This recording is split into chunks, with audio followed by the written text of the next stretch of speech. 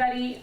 My name is Angie Grove. I'm the Executive Director here at the Ethan Allen Homestead Museum, and I welcome you today to our monthly lecture series. So we do a monthly lecture 11 months of the year, open to the public, and starting this year, we're going to have a December lecture for members only.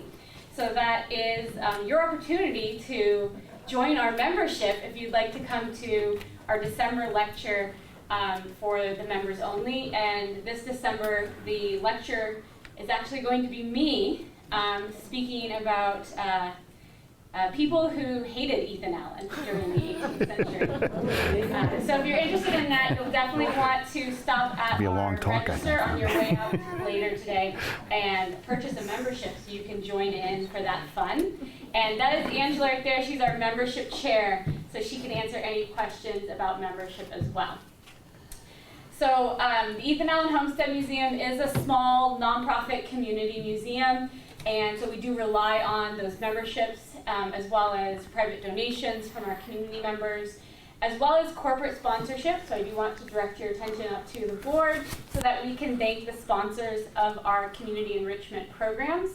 So the sponsors this season are North Country Community Credit Union, M&T Bank, and AARP Vermont, as well as our partnership with Town Meeting TV or CCTV. And you can see Kate in the back of the room right there, who's recording this program so that people can watch it later as well, and we can reach a larger audience.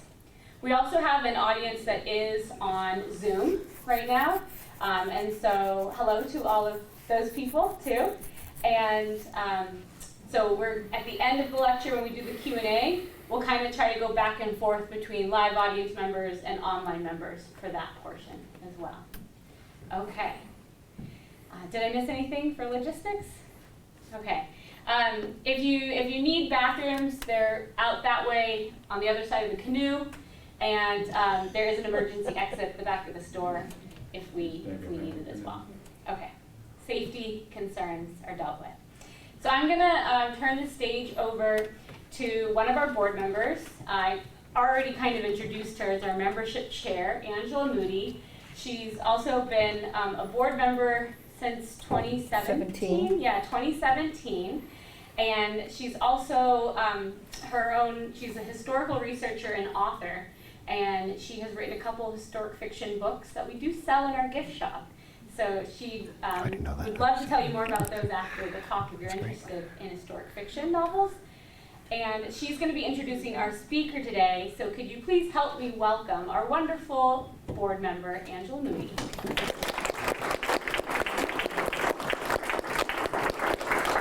Well, don't clap for me, because I'm here to introduce Niels, who is doing our talk today. Niels has worked in archaeology in the Northeast and in New England for 25 years in different capacities. He's lived in Vermont since 2012, so he's not quite a Vermonter yet, but we'll give him some time. He went to work for the Vermont Department of Forest, Parks, and Recreation in Lands Administration. Say that fast. He's now the Historic Resources Coordinator for the FPR, and he's managing the consultation process with the Vermont Division for Historic Preservation, which brought him here to the homestead. And those are all projects which are on state lands. In this capacity, he makes sure that FPR is in compliance with federal and state laws governing historic preservation, and he's recently begun work with the Ethan Allen Homestead Museum to help us organize and categorize and catalog the historic artifacts that are in our storage units that they had done when they first started renovating and digging up the artifacts around the home. Niels is also a writer, and he enjoys writing essays and short stories, and I'm grabbing him when this is over so we can talk stories. Okay. Welcome, Niels. Thank you. Oh, sorry.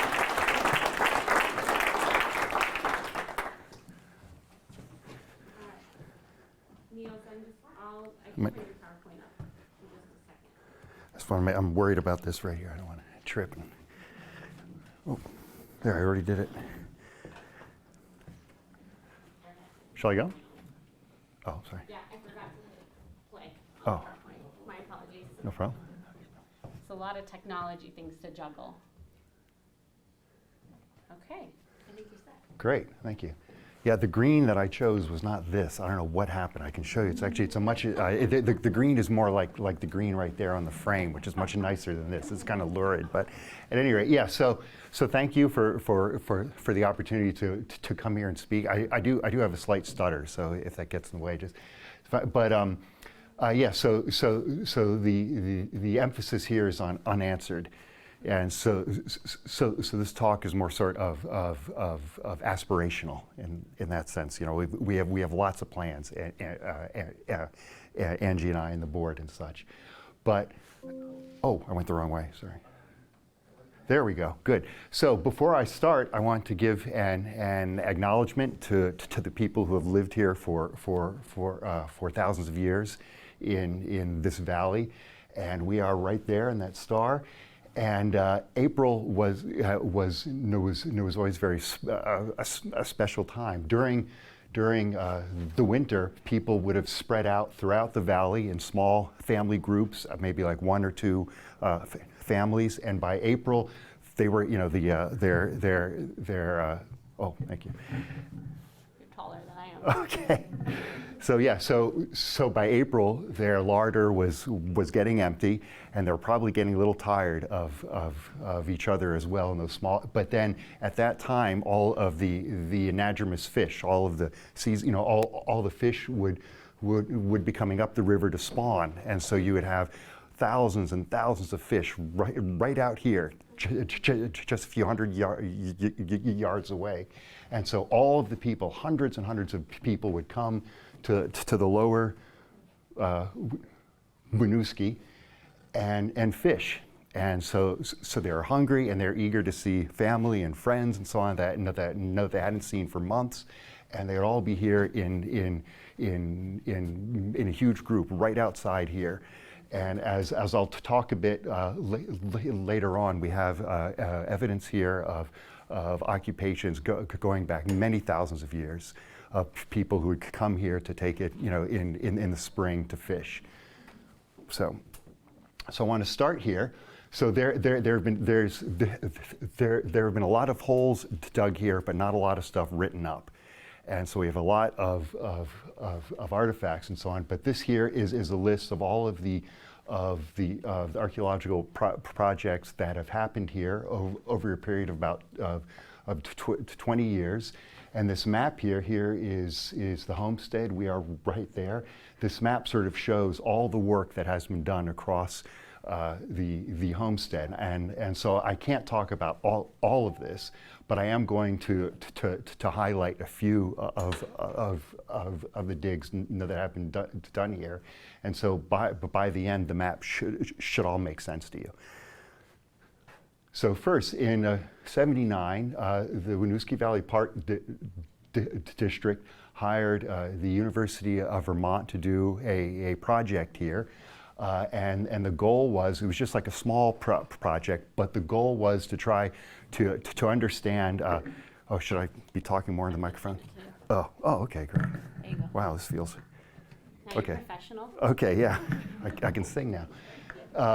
So yeah, so the goals were, one, to find out like how did the landscape change throughout its use as a farm.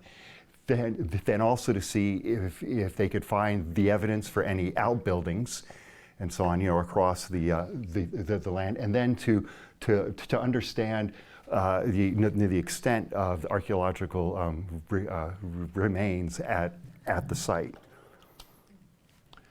So this here is a map of the work that they did, and I'll explain this more as we go along. The black squares here are what we call shovel test pits, and I'll talk about those soon. Now this is the house right here. Back then there was still an L on the north side of it, which was taken down in '86 or '85, I can't remember, but it was still here at that time. So when you think in terms of a dig, this is sort of the image we have. This is actually a site in Illinois called the Coster site. It was done in the '70s, before OSHA ever showed up at a dig. But but so this is sort of the the image we have of a dig. This is not what has happened here, all right, and this is not what the University of Vermont was doing back then. It's more of this, all right. And so the idea is to get is to be quick and efficient, and essentially you're just trying to ask, is there anything here, yes or no? That's all that you're really trying to do, and you can see they enjoy doing it. But so the holes are maybe like 1.5 by 1.5 squares, and they're dug in a grid. And again, the idea is just presence versus absence. If you do find anything, then you might go on to this, but first it starts with just this. So, but I want to first talk about what is stratigraphy, okay? So I went online and I just put the word in because I wanted to get an image, and this is the first thing that showed up. But it's right, because it's layers on top of layers, but this is actually more what I was trying to find.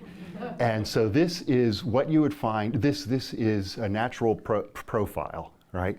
So here you have the C horizon, and then the B horizon, and then the A horizon on top. And so the C horizon is the stuff here in Vermont. Almost all of Vermont is covered with till from the glaciers, and it's known as the parent material.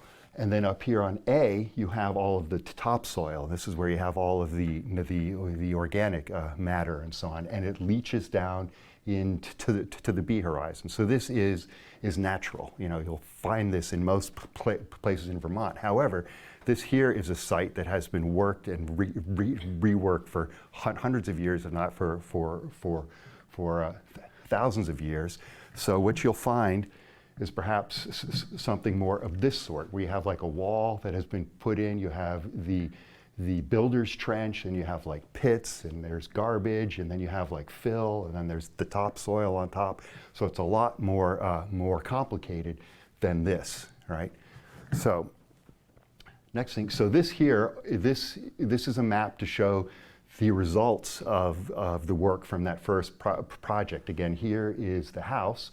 And so each of these squares are those small shovel test pits that they dug. And so the colors are to try to generalize the results of each of these holes. In this greenish color here, you have the A, B, and C, much more something that's closer to the natural profile. In A, they found a lot of the soil had been worked a lot. It's been changed a lot. There's been a lot of dirt that has been moved, and fill that has been put down. You can also see that the artifacts here are much more mixed. So they go from the 18th through to the 20th century. In area C, right here, it was very complicated again. It was mixed a lot. But what they found was a buried horizon. I'll talk more about that as we go along. But you see right here in that red, what that means is that was an old surface, and then you had fill that was put on top of it. So it's like capped off. It's sealed in this old surface. And then in area B here, again, it was very complicated, and it was mixed and so on. But you can see in this one hole, you have these pit features, right, where pits were like dug in, perhaps trash was put in there or something. So this is only just a tiny sliver, right? But if you had dug out the whole, like a whole square here, you might see like bell-shaped things, right? So no, they also dug a unit that measured about 3 by 5 feet up here in the corner. And remember, then there was the L on the back there. So this here shows the profiles to that trench that they dug, and you can see there's a lot that is going on here. You have the wall right here, and this is the builder's trench from that wall. Then you also have these pits that were dug, and the pits were dug before that L was put in, because you can see how the trench is like dug in to the pits, right? And then on the other side of that same hole, this is just 3 by 5 feet, so like the size of that desk right there. And there's a lot going on. You also had the remains of a septic tank. They said it was very wet, so I don't know. But at any rate, so this is now, in thinking about these pits right here, I want to, this is our idea of garbage today, right? So this old guy here, he's got a bag that probably goes back to maybe like the last week or two of his trash, or maybe he had like a big party the night before, and it's just like the one night or something. But it's in that bag, he's got this like sealed context, right? He's got one event that's all held in that one bag. In the same way, these pits are sort of like a sealed context, whereas this right here is all mixed up. These things here are these like intact packages of time that might go back maybe over a year or 3 years or something of that sort. So just keep that in mind as we talk about this. Now, I want to also talk about, in talking about the work that the University of Vermont had here, to talk about ceramics. As you can see, our archaeologists love to talk about these, and why are these so important? Like, why are they so obsessed with these? So I wanted to talk about that just real quickly. Now, throughout most of, in the 18th and into the 19th century, simple earthenware bowls, as you can see in like the bottom corner there, this was like the standard thing that was used. All of this stuff was made locally, it was cheap, and but this is what we especially like to find, are nice tea sets and so on, as you can see up there. Now, this might seem a bit sort of incongruous. Why are there all these tea sets at a farm that, in the 18th century, so on, was on, it was on the frontier? And you can see, because tea was very important, and you see here in this painting here, what are they doing? They're holding the cups up in front. You say, you see what we got? You know what I mean? And so it was very important to them. I don't know if that's how the Allens dressed or looked in their house, but tea was still important to them, and so on, and I forgot what the next thing was. Oh yeah, this is actually in my house. And so this is the hutch in our house, all right? And I have this image here to show that, our house would, if we were to move, I bet it would take like an 18-wheeler truck. Okay, we have a huge amount of stuff, right? And when I first met my wife, I could fit everything in the trunk of a car, and 25 years later, it would take a truck. But at any rate, we have this hutch here, all right? And this would probably fit in just like a couple of boxes, but we never really used this stuff. But we have it up there in our dining room, the crystal here, and I can never, Waldorf, Waterford, that's it, right, yeah. So I'd never heard of it before, but when we got married, my wife was like, well, we have to have it on our registry. I was like, well, why? But she did, I don't want to like, actually, she isn't here, but she might see this all, but at any rate, so, and I swear, I don't think I've used these in like a quarter of a century. I don't think I've ever actually used these.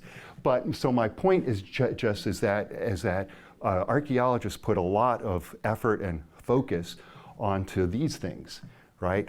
But how much were these things actually used, right? But how important were they? We have these out in front in our house, so you can all see them, but we don't really use them. You know what I mean? So it's just something to keep in mind when you look at these these objects here. This is the stuff that was used, not that. So, is that all? Oh, there's more about ceramics. Sorry.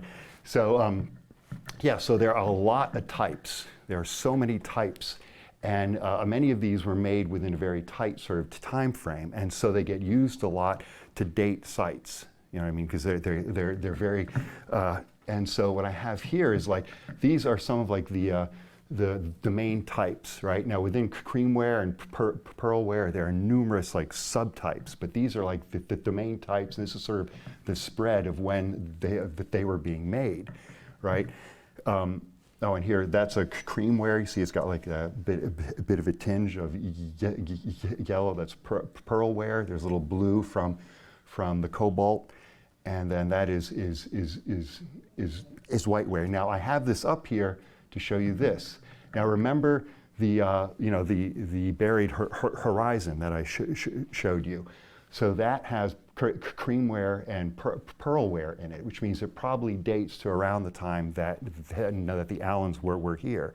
And that pit that I showed you in the profile there also dates, has creamware and pearlware in it. So it probably also dates that same time period as well, to like the late 18th and the early 19th centuries. So,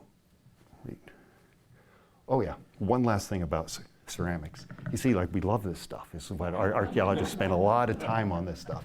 So this here is a chart.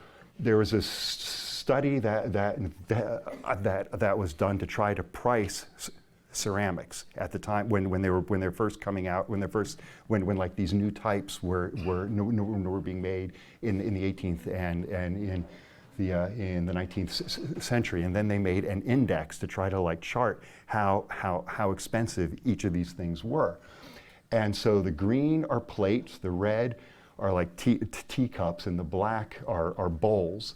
But in this study here, they're comparing. You got tenant farmers, which are these, at least according to Google, and then there's also, this is from a log cabin from a frontier home. This is a glass factory, and here is a tavern. And so these are each of the types that are mapped here. So what that shows is, you see like like the tea sets and the plates and so on they had were not that expensive, as opposed to the tavern where they had much more expensive wares, right? But what it also shows is the function. So they were poor, but the tea sets were still very important to them, right? Up here at the tavern, the tea sets were not that important, but the plates were important. You know what I mean? And as you can see, I like this picture here because it has the plates up, like the plates are up there, and like the plates and so on were up in the hutch in our house. Oh yeah, now I remember why I put this up. Actually, I left my notes at home, so I was like, on the way over, I was like, oh shit. So at any rate, so this again is our hutch, and you see how none of these match, right? Now I know that that's because my wife likes to collect teacups, but but if you were to find this in an archaeological context, you've got all this mixture. Why is it all mixed? And I've worked at sites. Remember, like I worked at a farmstead way up in mountains in New Hampshire, and the homestead was dated like in the 1840s or so. But the cups were all mismatched, and they dated to the end of the 18th century. So what did you have? You had a poor household. They still had to have their tea sets, right? But it was much older, and it didn't match. They were just trying to find a cup here, saucer there, and so on like that. So you can use that the mixture to try to interpret what might have been happening in that household. So again, these are all things that we can think about as we look at the assemblage from here at Ethan Allen. Now, I've talked a lot. I've used the word mixture a lot, right? What does mixture mean in terms of archaeology? Now, the ideal for an archaeologist. This is from Pompeii. This is from King Tut's tomb. These are sites that happened in a day. Right? Maybe it was a few hours, and these guys went and they put all this stuff in here. This was buried under ash in a day. So these are sealed, intact sort of contexts. They're not mixed. This right here is mixture, right? All these cars are mixed. This right here is a dealership for Honda. They're all from 2018. It's not mixed. Now, when you think of mixture in terms of archaeology, you're like, we all want this. It's really fun and neat and so on. But But with mixture, though, you ask, like, why are all the cars mixed? So you can ask, like, how come the profiles, the stratigraphy, and so on at Ethan Allen, why did it become so mixed? And so we need to try to unscramble and to unravel the story of, like, why this stuff, how did it become mixed so that it's this and not that, you know what I mean? So that we can then tell the story and the history of the landscape here. All right, so in summary then, this is a picture of the house, I think about from 1900 or so, and you can see it's got a porch here on the side of the house. Here's the porch right here. Again, here is the L, and here are all the holes that they dug. And what they found is the interpretation is that you had a door right here, and people would go and throw their trash out the door like Fanny Allen and so on would, like, throw her trash out the door. And then the porch was built about 1830, 1820 or so. So what that meant is all of that stuff there was capped. It was sealed off, right? And the porch was then taken down about 1950 or so. All right, so that means perhaps that the stuff in here was more intact, in terms of trying to find something from that time period. Now this is just, I saw this and I was thinking, like, this here is Fanny Allen as she throws the stuff out of her back door. I just like this image here, so you throwing garbage, because, ideas of trash, so ideas of trash were quite different back then. It was just put it out in the yard. So at any rate, so that, now the next dig I wanted to talk about was again, the Winooski Valley Park District asked the University of Vermont to come out here in '88, and they did a lot of work. There was all of this development was proposed for this property here. So you can see it was a long list of things, and the idea was to have the University of Vermont out here to, like, test and to see if this proposed work might have an adverse impact on any intact parts of the archaeological site.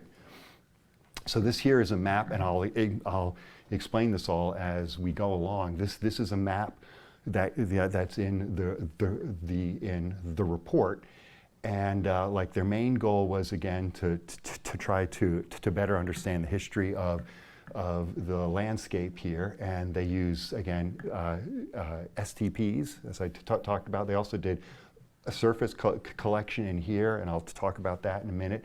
And they did what's called a plowed furrow in here, and I'll explain that as well. So what they also did is they looked at a lot of historic maps, going back as far as they could. These are maps. I don't know if you all know about the Walling and Beers maps. They're excellent maps that were done throughout the Northeast, and they map in, like, every, like, home. They have, like, a name of the home. You'll see it'll say, like, if it's a school or if it's, like, a blacksmith shop or all that stuff. They're great maps. There's nothing on here about the Ethan Allen Homestead. It's blank. There isn't even a road there, which is odd. Why? Because, I mean, we know the house was here. And so in the report, they say, well, perhaps because it was tenant farmers, so they didn't count. I don't know. Maybe the house was abandoned at that time. I don't know. But I forgot what I was going to say. Yeah, but it would be good to know more about, like, what was the methodology that Beers and Walling used, such that it might be blank here. Now this here is, again, is a map of the work they did. They found some barn foundations here. I don't know why they're on the slope. The map might be off a bit. I don't know. And again, these are the STPs that they dug. And this is where they did the surface collection. Here is the furrow trench. Now, what is a surface collection. So you plow the field, which I don't think they did here, which is a little weird. But anyway, so you plow the field. You would only use this technique if it was in a field that was plowed, right? That had been plowed for years. And you then go and you would plow it. And what that means, it churns up all of the artifacts and so on that are in there. And then you walk in like you keep like a pace apart, and you go out there and you just sort of can plot out what's on the ground. You find with plows, it'll move things vertically, but they don't move that far in terms of horizontally, but maybe only a few feet. And this, they're also doing a surface collection. I was actually once doing a surface collection in a field, and we looked over, and there's a whole herd of turkeys in a neat row. We're like, look, they're also doing one too. So, anyways, and this is a plowed furrowed technique. And so it is when you plow, there's like a trench that is dug in on one side, and it goes down to the bottom of the plow zone. And the idea is that it will reveal stains in the soil surface there. And so one can then go and, in this little row right here, see if there's stains from like post molds or pits or things of that sort. And then explore them. So they did that to try to see if there are any features there from structures and so on. And what they found was they did find some foundations here and here. They also found a pit feature in here as well. And so here are now they found about 1,000 or so artifacts, but they never did an analysis of them. I don't know why. I think they ran out of money. But at any rate, so that's all. I think that the collection here is all sitting in the University of Vermont, but it hasn't ever been analyzed. So these here are the conclusions from their work in '88. Again, it's a lot of what they found out in '79, which is that there's a wide range of artifacts here, like spread out. There's a lot of mixture here, but there are some intact areas as well, with artifacts that date from the late 18th through to the 20th century. And I should add, also going back over 5,000 years ago as well. But and so they're spread out throughout the property, with the most dense areas being like around the house, closest to the house. But there's been but the landscape has been heavily reworked, as you would expect on a farm that has been worked. But they say like we need a lot more history done to understand, a lot more searching in the records and such. So I want to talk a bit about where we might go from here, right? And I'm going to start with this idea of sheet middens, right? So a midden is, a pile of trash, right? A sheet midden is just a pile of trash that's been spread out in a sheet, is the idea. This is a farm in Kentucky, and historic farm. As you can see, it's really neat. The grass is nicely cut. I don't think it looked anything like this in the 18th and the 19th century. It was muddy, I'm sure. There was what we would call garbage everywhere. There were sheet middens just spread out all over here in the back. Here there was trash, right? But this, of course, is the image that we have of a nice, wholesome homestead. So what are the possible origins of a sheet midden? And I bring this up because what we have out there is largely a sheet midden, spread out throughout the property. One thing again is Fanny Allen throwing the trash out her back door. That's one way in which it happens. And this is probably the way that most of the garbage here came from, which is it was spread out, it was thrown out, and so on. And over time, it gets plowed in, animals peck at it, it gets spread out, and so on like that. Another thing which is interesting, although I don't know if it happened here, but is the night soil men. I don't know if you've ever heard of these guys. They don't exist anymore, thankfully. But what would happen is, you have these privies, and this guy here is a night soil man in England in about 1880. And can you see him? Sorry. And so these guys would go around. They would empty out the privies at night. They would put them into trucks, and they would cart them out to farms outside of cities, and they would spread out all of the waste that was in the privies across the fields. Right now, that can lead to a sheet bin because of what people put in there. It wasn't just human waste. They'd also throw glass and shards of pots and cups and so on like that in there. Now, I don't really know the physics involved in human waste, but in general, what happens is that if you put like glass and so on in there, it'll help it to percolate down more. I don't know whoever did the study in this, but so that's why. So they would throw stuff in there, and it would make the pit last longer, essentially.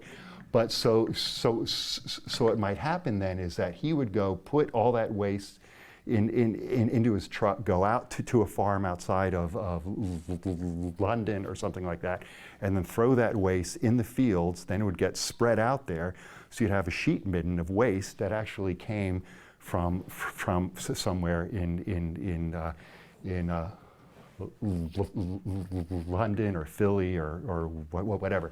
I don't know if that happened here. It's just something to think about. I don't know if Burlington is small. I don't know if it was the same type of issue, but it's a neat story, and he's quite a character there. I don't know how far the photographer had to stand away from him. But anyways, yeah, I know. So the other thing I wanted to talk about again is the idea of garbage. So we're talking about sheet middens and so on. And so again, like this actually looks a lot like a house nearby where I live in Jericho. And I see this and I see trash, I'm like, it's an eyesore, But perhaps to him, there's a lot of spare parts in those cars. There's a lot of, spare stuff, nuts, bolts. I don't know. I think that this is actually trash. But at any rate, but my point is that we see trash, but to them, 100 to 200 years ago, there might have been a lot of things to use in that trash. However, so we talked about Fanny Allen, like throwing her trash out the out the back door, and that is the way things were done. However, by like the middle of the 19th century, you saw that in farming was being taught now in schools. There were a lot of ag journals that and a lot of books and so on that were being written to teach people this is how you are supposed to farm. This is the right way to do it. You don't want to look like that. You want a nice clean farm. Here's how to do it.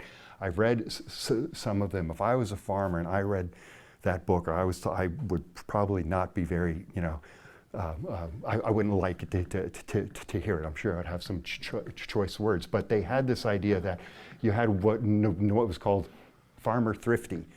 And you see everything is neat, all the animals are fat and they're shiny, and it's just a nice place, right? And then you got farmer slack, right? And you can see how everything is a mess and it's broken down and so on like that.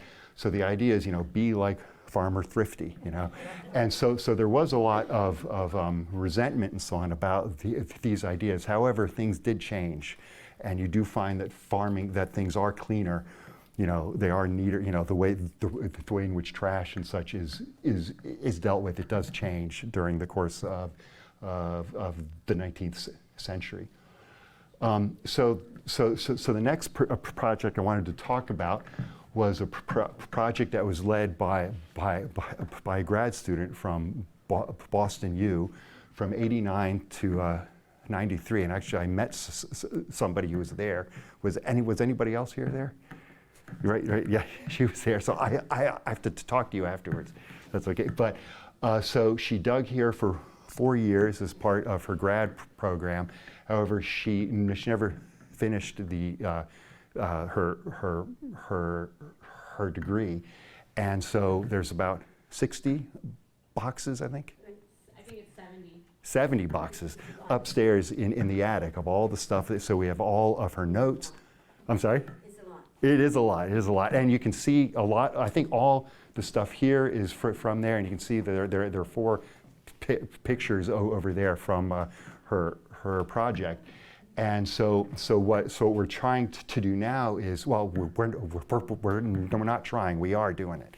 We're going through I bought the first box of bags, and so we're going to go through all of them and bag them all and make a digital database, and then we're going to submit them to the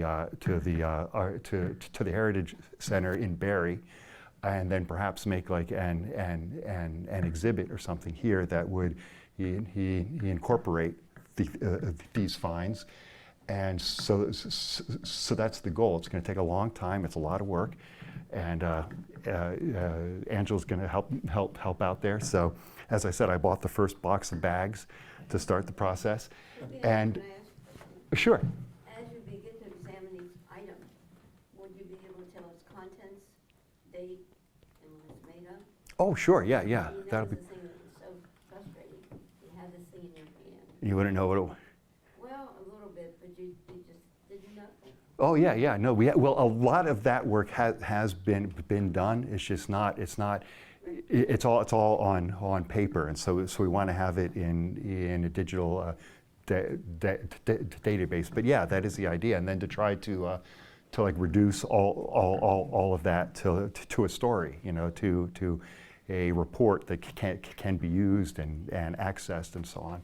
So that's the idea. But yeah, so that we can then have it up so others can learn from the work that you were involved in and so on. But these are where she dug. This is correct, right? This is where it was? Yeah, because it was hard to find the map, but I was able to find the map. But at any rate, so she dug about 49 square meters. Well, not she, it was her and her helpers. Yeah.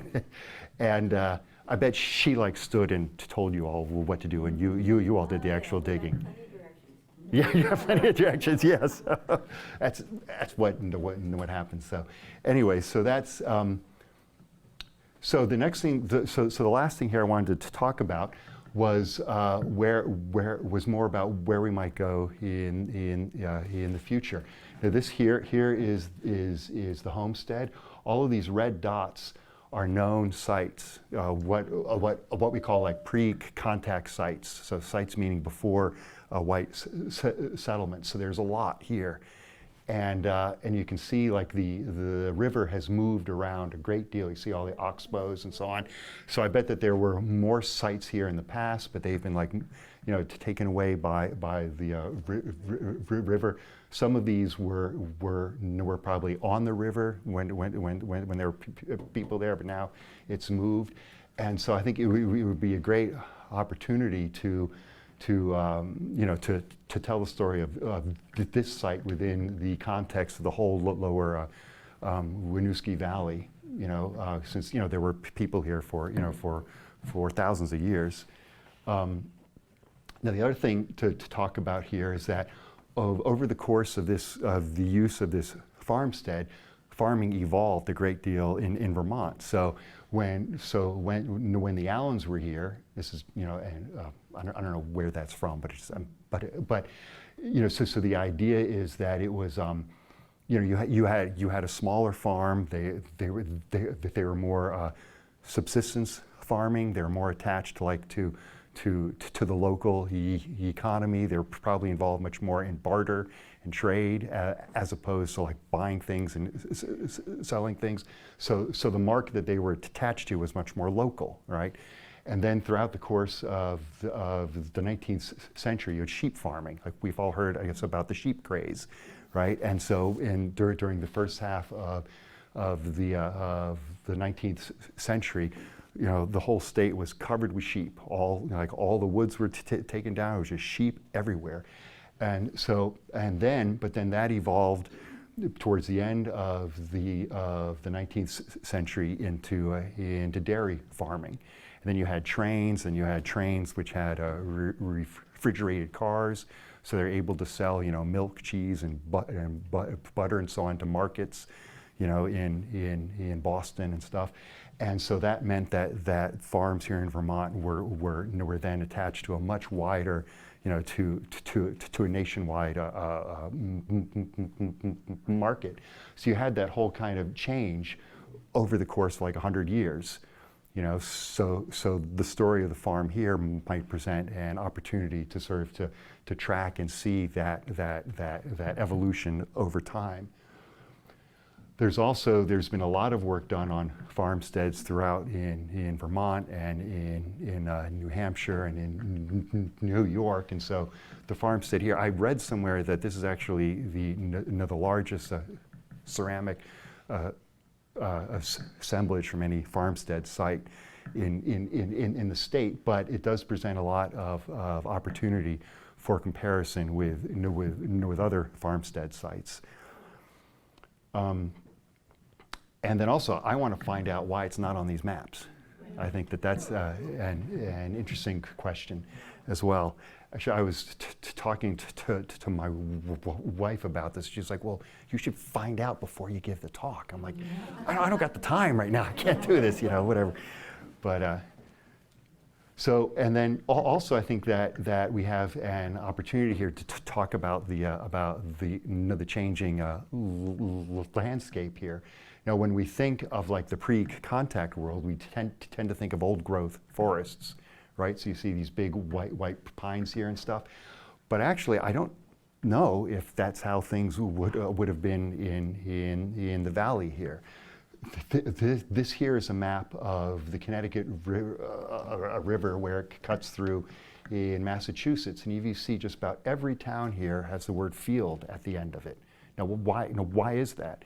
When the English first came up here in the middle of the 17th century, everywhere they came, it was open fields.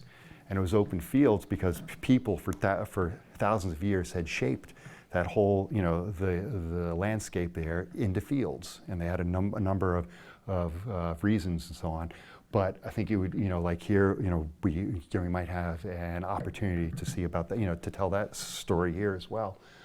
Now this is from a book from about 1850, and it shows the evolution of a farmstead. I think this is supposed to be in Massachusetts, but this is a lot like what I bet happened here, and so it would be an opportunity to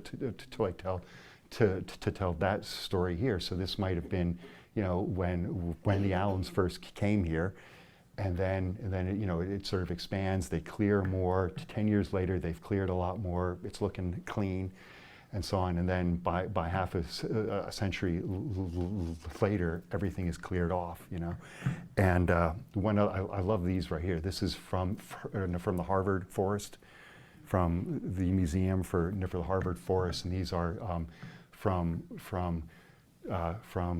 dioramas that they have, and it shows the same thing. So you can see the area here when it's first being cleared, then when it's all cleared, and it all would have been sheep and such. And here they talk about the farm having been abandoned by the middle of the 19th century. But I think that we have an opportunity here to do the same sort of thing, to track the the history of the landscape here, both in the broad sense, but also in the very specific sense of just this one the one homestead here. So anyway, I'm right on 45 minutes. That's perfect.